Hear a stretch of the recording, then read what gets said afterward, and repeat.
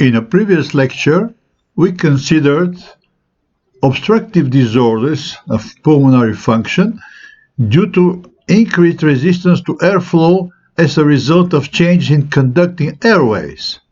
By contrast, in restrictive disorders, the respiratory passageways are not affected. Instead, there is a decrease in the volume capacity of lungs, of the respiratory apparatus as a whole. This slide summarizes the characteristics of the restrictive lung diseases. In addition to a decreased lung volumes, also decreased lung compliance, together with increased elastic recoil, are observed. Also, impaired oxygen diffusion, alteration in the ventilation to perfusion ratio, and as a consequence, impairment in gas exchange. This slide illustrates the decrease in lung volumes. You see here spirometric records of normal tidal volume, normal inspiratory reserve volume, and the expiration of the inspiratory together with the expiratory reserve volume. So this is here the vital capacity. This is a record in a normal healthy person, and here in a person with a restrictive disorder. As you can see, the volumes as compared with the normal volumes are significantly reduced. This is recorded here on the right, both during the inspiration and expiration. As you can see, a limited volumes in inspiration and expiration are observed as compared with the normal volumes in healthy persons. So, volume restriction. This is the characteristic of the restrictive disorder. The restrictive disorder may demonstrate as an acute restriction. For example, pneumothorax. Pneumothorax results from entry into the pleural cavity of air, thus causing a collapse of the lung. It may be spontaneous with no exogenous cause. In that case, it is due to a rupture of an air-filled bleb, for example, in an emphysematous lung or tuberculosis.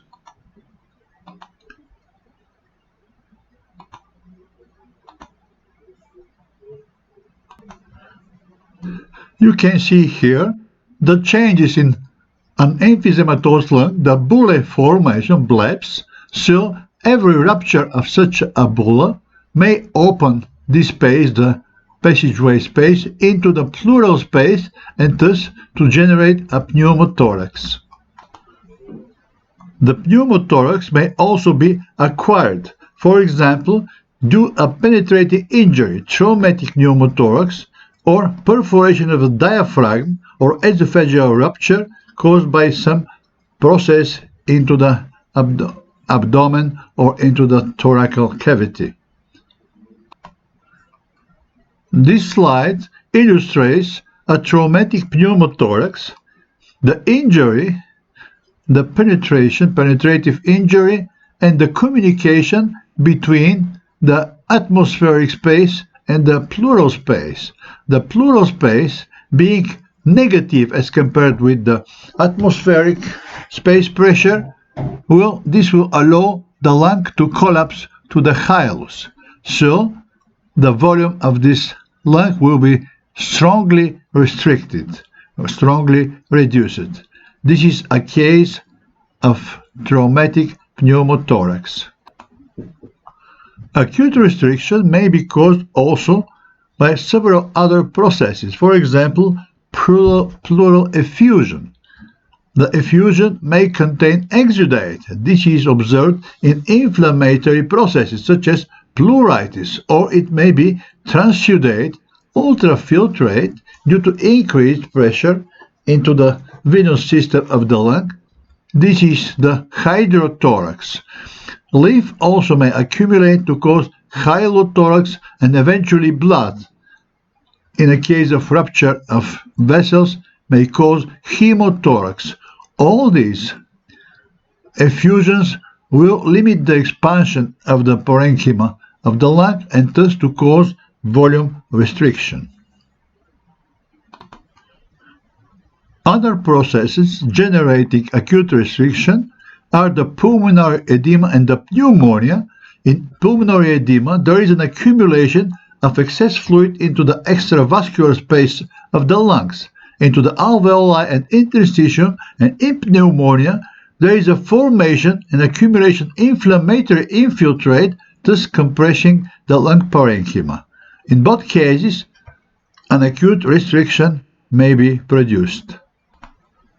The pulmonary edema may be the result of two different pathogenetic mechanisms, cardiogenic or non-cardiogenic, known also as permeability edema. Let's now consider the cardiogenic pulmonary edema mechanism.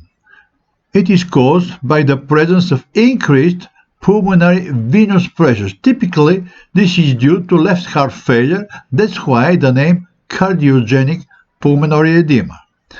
The increased hydrostatic intercapillary pressure will cause ultrafiltration. Thus, fluid with low protein content will accumulate into the interstitial space, eventually into the alveoli. This will cause a decreased lung compliance and decreased lung volumes because of the restriction produced. Also, decreased ventilation to perfusion ratios will be present, and this patient will demonstrate orthopnea, this is a form of dyspnea, and also nocturnal dyspnea, paroxysmal nocturnal dyspnea with wheezing. So, this condition mimics the asthma and it is known as cardiac asthma. This slide illustrates the accumulation of fluid into the interstitial space of the lung parenchyma. This is here an alveolus, the membrane of the alveolar membrane, the interstitial space, the capillary membrane, and the red blood cells participating in a gas exchange here.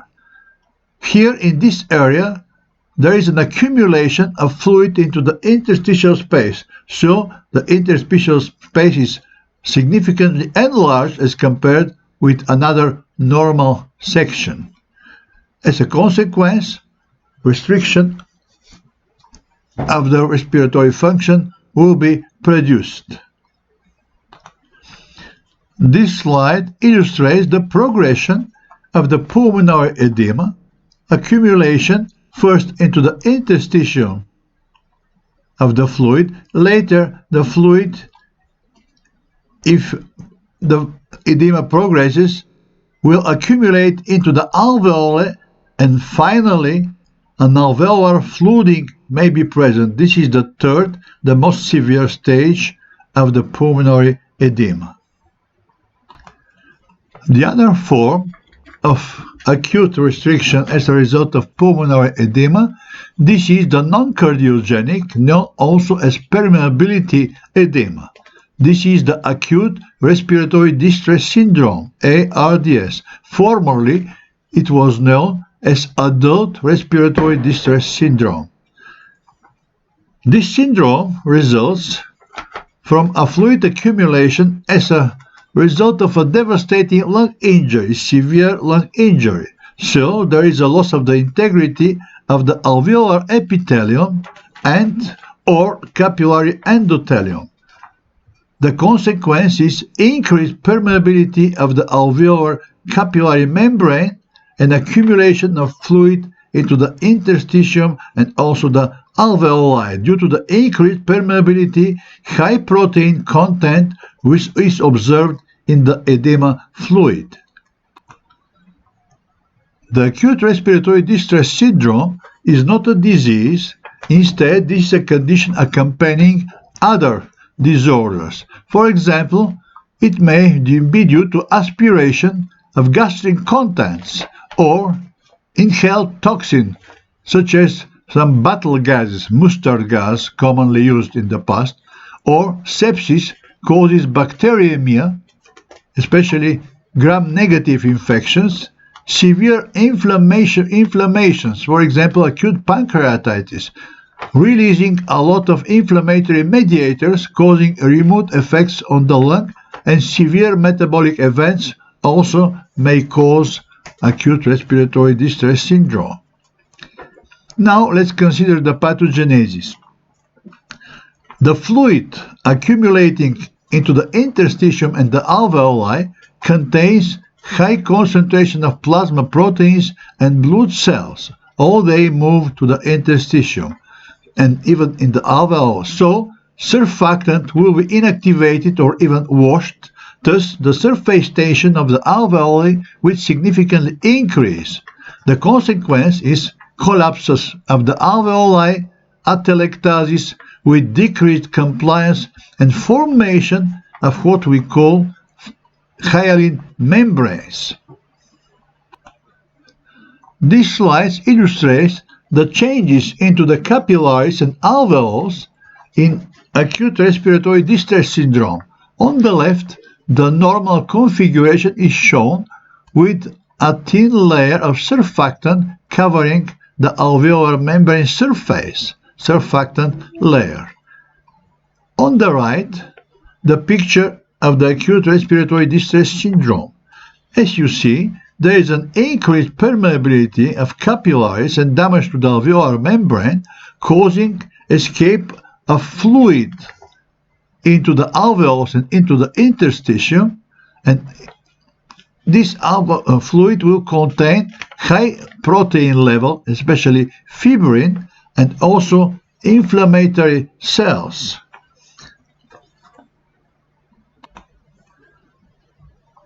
The fibrin into the fluid will coagulate together with the cellular debris to form sheets composed of proteins and fibrin and cellular debris.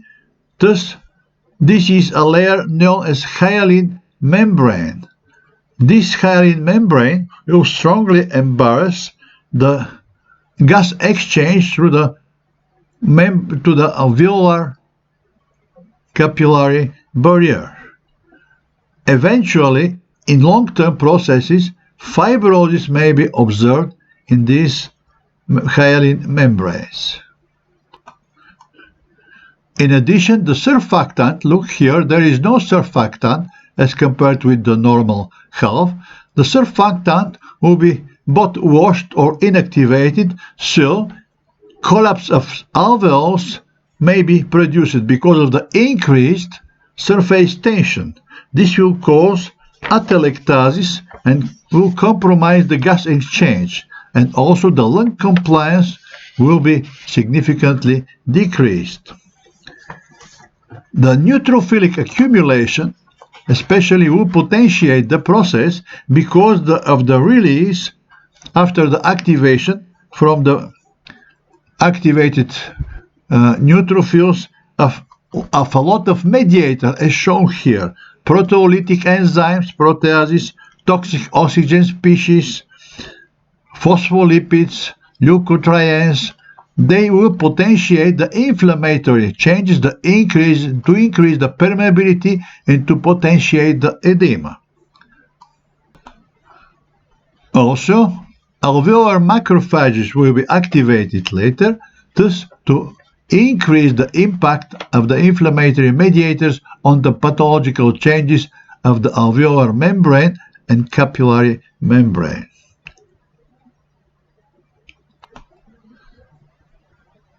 The acute respiratory distress syndrome demonstrates a rapid onset, usually within 12 to 18 hours of the initiating event. It starts by demonstrating cough, eventually sputum, and increased respiratory rate. Tachypnea accompanied by dyspnea. Hypoxic state will be generated later because of the compromised gas exchange, with significant hypoxemia and multiple organ failure, especially kidneys, gastrointestinal system, cardiovascular system, and central neural systems may be affected. So this is really a severe condition, and you have to act quickly as possible to cure the primary disorder and thus to decrease or prevent the progression of the acute respiratory distress syndrome. This is an emergency state.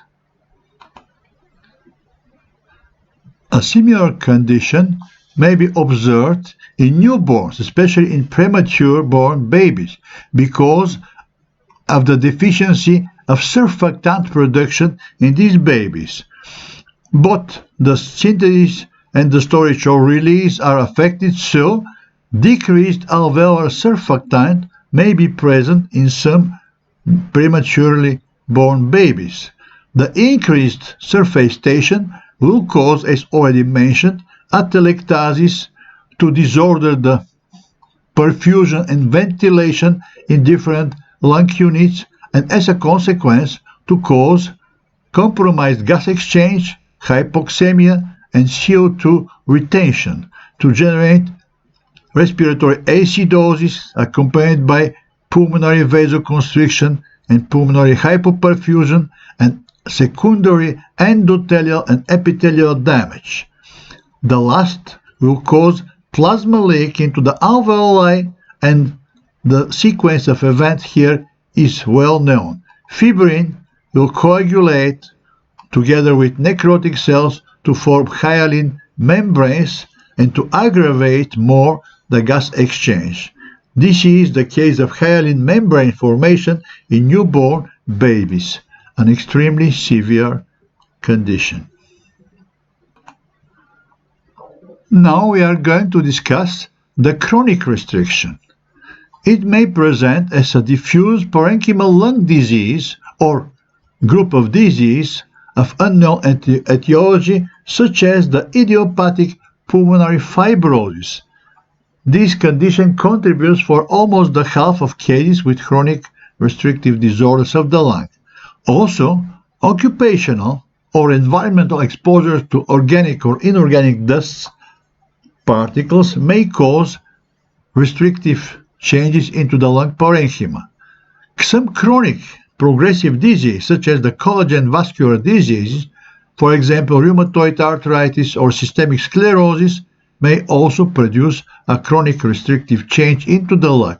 And finally, some medication toxicity also may provoke chronic restrictive changes into the lungs. This slide illustrates the etiology of the pulmonary fibrosis, the interstitial lung diseases. Mainly, this is the idiopathic pulmonary fibrosis. The cause is not known. Also, inhalation causes, occupation, environmental, chronic disorders such as collagen vascular disease or granulomatous disease, and some rare forms of severe and chronic inflammatory responses. The idiopathic pulmonary fibrosis represents an interstitial lung disease or a diffuse parenchymal lung disease. It is characterized by a thickening of the alveolar walls and the interstitium resulting from the accumulation of inflammatory cells, mesenchymal cells, and collagen-rich extracellular matrix, leading to fibrosis and capillary remodeling. This diffuse fibrosis leads to especially increased lung elastic recoil together with decreased lung compliance and decreased lung volumes. The oxygen diffusion is also impaired, and alteration in the ventilation to perfusion ratio are observed, leading to impairment in the gas exchange in general. The cause of the initial tissue injury, as already mentioned, is not known. Anyway, it is causing endothelium activation with permeability changes, thrombosis, and exudation. Also, epithelial injury due to the loss of the barrier integrity, together with release of pro-inflammatory mediators and leukocyte activation. The activated leukocyte will provoke a chronic process because of the transit of activated leukocytes to interstitium. Further tissue injury and the remodeling will result in chronic fibrosis. This is accompanied by a perpetuation of tissue inflammatory response, especially fibroblast proliferation with matrix production and deposition. Thus, thickening alveolar capillary membrane will be produced together with deposition of fibers, collagen fibers, into the interstitial. Fibrosis, diffuse lung fibrosis, is produced in that way. The signs of the idiopathic pulmonary fibrosis. Usually, the first symptom of the fibrosis in idiopathic fibrosis, this is the cough. This is an intermittent, irritating, and non-productive dry cough. Other signs are the dyspnea and the tachypnea. They are due to the decreased lung compliance and the altered surfactant turnover and to the increased work of breathing. Also to the attempt to maintain a normal alveolar minute ventilation as lung volume decrease. Let me note that forced expiratory volume is decreased, also the vital capacity, as shown at the beginning of our discussion, are also decreased. The arterial blood gases are also affected. Hypoxemia is generated. This is due to the fibrosis and the resulting thickening of the alveolar membrane. The diffusion impairment and will cause abnormal oxygenation, especially at exercise. The desaturation will be severe. This slide illustrates the change in the compliance as compared with the normal curve. This is the pressure plotted against the lung volume increase. The normal curve in healthy person and the fibrosis causing a significantly decreased compliance together with increased elastic recoil. The breathing rate change are explained by the characteristics of the work. We have to spend energy non-stop during breathing to supply oxygen to the cells. So, during breathing, we have two types of work. Dynamic work to move the airflow. This work, energy expenditure, is increasing together with the increase of the respiratory rate. And the elastic work, to overgo the elastic recoil, it will decrease with the increase of the respiratory rate. So, integrative curve, the minimum energy expenditure is about 15 breaths per minute. This is the economic rate, our usual rate at rest. Now, in increased elastic resistance, because of the significant increase in the elastic work, elastic recoil is too high, there is an increase of the respiratory rate to adapt and to maintain a minimum energy expenditure. This will explain the tachypnea observed in fibrosis. Let's now consider the change into the gas diffusion. This slide illustrates the oxygenation of the blood into the microcirculatory unit in the lung, the respiratory unit. Usually, the erythrocytes spend about 0.75 seconds into the microcirculatory unit. This time is enough to be oxygenated to the full capacity. This is the maximum pressure, partial pressure of the oxygen, about 100 millimeter mercury. Now, let's consider exercising. Exercising is reducing significantly, up to 1/3, 0.25 seconds, the time spent by the erythrocytes into the microcirculatory unit. Anyway, let's look here. Despite the reduced contact time, the oxygenation is extremely high. Thus, we are able to maintain almost full oxygenation despite the reduction of the contact time. This is due to the good permeability, to the good conductance of the alveolar membrane. Now, let's consider the other case, fibrosis, thickened alveolar membrane. Look on this curve. Let's now calculate which is the saturation. Even at normal state, even normal contact, the saturation is significantly lowered. And especially in exercising, an extremely decreased saturation will be observed. Less than 60% of saturation. So this is a severe disorder. If you accompany such a person with chronic fibrosis, especially going upstairs, there is no capacity for exercising. He or she will stop at every floor to restore because of the inability to achieve a good saturation, because of the thickened alveolar membrane and disordered gas transfer through the alveolar membrane. Let's now consider the pulmonary embolism as an example of significant pulmonary blood flow deficit, another important pathological condition in the lungs. The pulmonary embolism, we already discussed in details the embolism mechanism. So, which are the main causes for thromboembolism, for pulmonary embolism? Mainly, most commonly, this is a thromboembolism. Thrombi are usually formed in deep veins of lower extremities.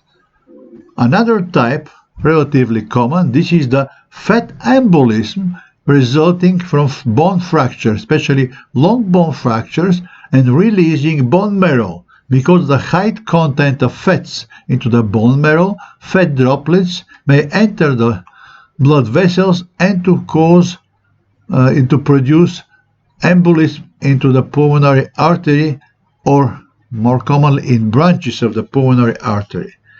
Foreign body foreign to the circulation, such as amniotic fluid, also may produce embolism because of the formation in the amniotic fluid of cell aggregation, cell debris aggregation, able to obstruct vessels into the pulmonary circulation. This is the amniotic embolism. Septic emboli and tumor emboli should also be taken into consideration. In rare case of surgery, also damage to the vena cava may cause air to enter the vein and to produce air embolism. Parasitic AIDS emboli in schistosomiasis are also able to be observed. In a rare case, oil embolism due to a manipulation, diagnostic purposes, lymphangiography, oil also may cause embolism. This slide illustrates the mechanism of thromboembolism, pulmonary thromboembolism, an embolus born into the lower deep veins, penetrates the heart and later the pulmonary artery, and eventually it may obstruct a branch of the artery and in some cases to produce necrosis, ischemic necrosis or pulmonary lung infarction. This is observed relatively rarely in about 10% of the cases of pulmonary embolism because of the double circulation of the lungs and the anastomosis existing between the two subsets of circulatory vessels. This slide illustrates the full obstruction of a pulmonary arterial branch, complete obstruction, causing an infarction of the lung. The obstruction will cause hemodynamic change, especially increased vascular resistance, increased pulmonary artery blood pressure, followed by the increase of the right ventricular strain because of the huge increase of the afterload for the right heart. It may eventually cause cardiovascular collapse. Changes into the ventilation to perfusion ratio are also produced because of the increased alveolar dead space, eventually accompanied by compensatory hyperventilation and decreased surfactant production. The latter will cause alveolar collapse and atelectasis. One important functional consequence, this is the hypoxemia, the decreased oxygenation of the blood due to the decreased supply of blood. And finally, necrosis, as already mentioned, pulmonary infarction is present in about 10% of the patients. The clinical signs of the pulmonary embolism include a classic triad: dyspnea, pain, and bloody sputum. The dyspnea presents a sudden onset dyspnea. It is observed in about 85% of the patients. It is due to several factors: reflex bronchoconstriction, increased pulmonary blood pressure, together with the decreased pulmonary compliance and the acute right heart strain, especially caused by large emboli. This may cause, in addition, acute right heart failure. We will consider in details this form of heart disorder later. Pluritic chest pain, this is a very common sign. It is observed in 75%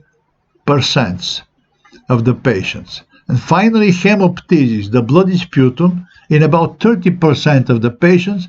They are due, the blood sputum, to the capillary disruption as a result of the transmission of the systemic increased blood pressure to the microvasculature, and eventually hemoptysis are almost pathognomonic for pulmonary infarction. They are indicative for pulmonary infarction, the bloody sputum.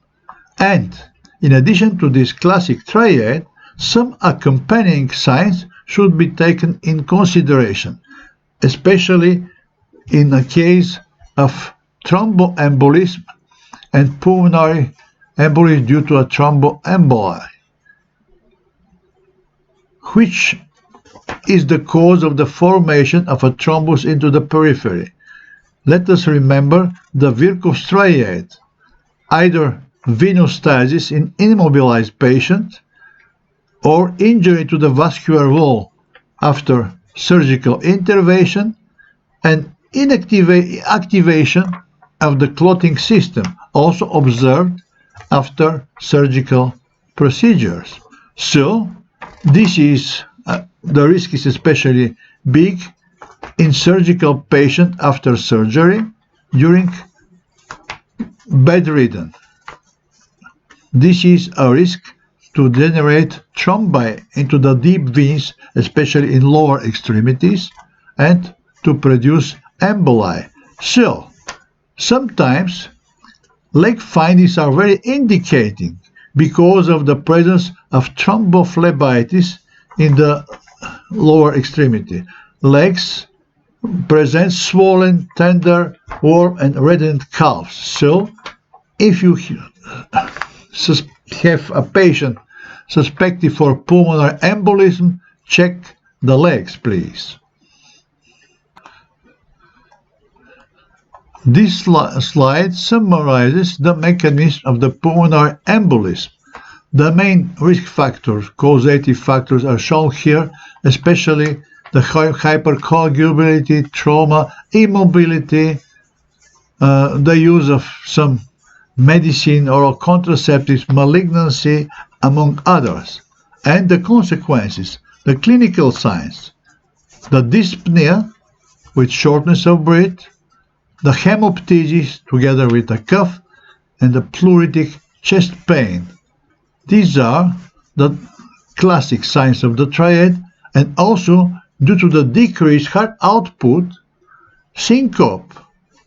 This is the loss of consciousness because of the decreased brain perfusion may be present, and the initiating right heart failure may demonstrate with raised jugular venous pressure.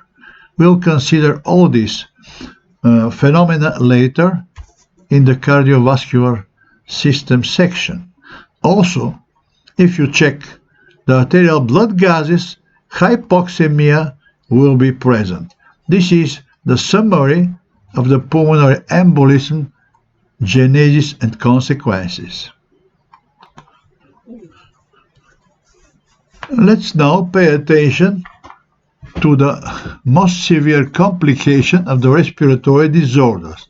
This is the respiratory failure. It is defined as disturbed pulmonary oxygen transfer. The oxygen transfer is compromised. The pathogenesis of the respiratory failure includes two main mechanisms. Either ventilatory failure is primary or the oxygenation failure may be primary. In both cases, arterial hypoxemia will be produced with or without hypercapnia. Hypercapnia, however, is obligatory present in a case of ventilatory failure. Which are the signs of the respiratory failure? For example, hyperventilation may be observed in the oxygenation failure mechanism, together with cyanosis, acidosis, polycythemia, and vasodilation. The respiratory failure may present as acute or chronic, and the latter may be either compensated or manifested.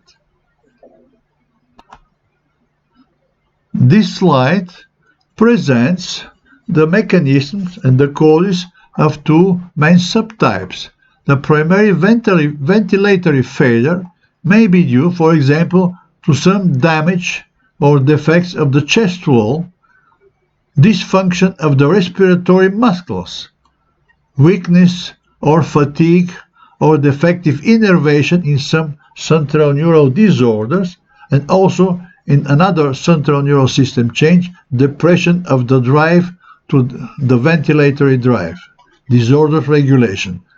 At all occasions, all these changes will produce alveolar hypoventilation, thus producing metabolic changes such as hypercapnia and respiratory acidosis. Such a patient will need a primary ventilatory support to prevent the aggravation of this condition. The other subtype, oxygenation failure. It is mostly due to alveolar disorder, disease, but also to cardiac failure or vascular disease of the lungs.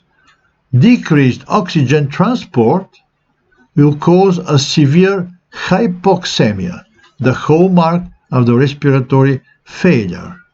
So, here, to cure such a condition, you have to attack the primary change, the alveolar disease, or to exert an impact to correct at least partially the cardiac failure. For example, giving vasodilator, increasing the diuresis, optimizing the ventilation to perfusion ratio. This is the picture of the manifested respiratory failure. Sometimes it may be latent, non-manifested, but it will be triggered due to increased demands, for example, exercising. In latent respiratory failure, some compensatory changes, responses may be observed. For example, hyperventilation and polycythemia, increased erythrocyte counts, especially in chronic respiratory failure. In this case, vasodilation is also produced, and in most cases, this patient will demonstrate cyanosis, especially central cyanosis, most commonly.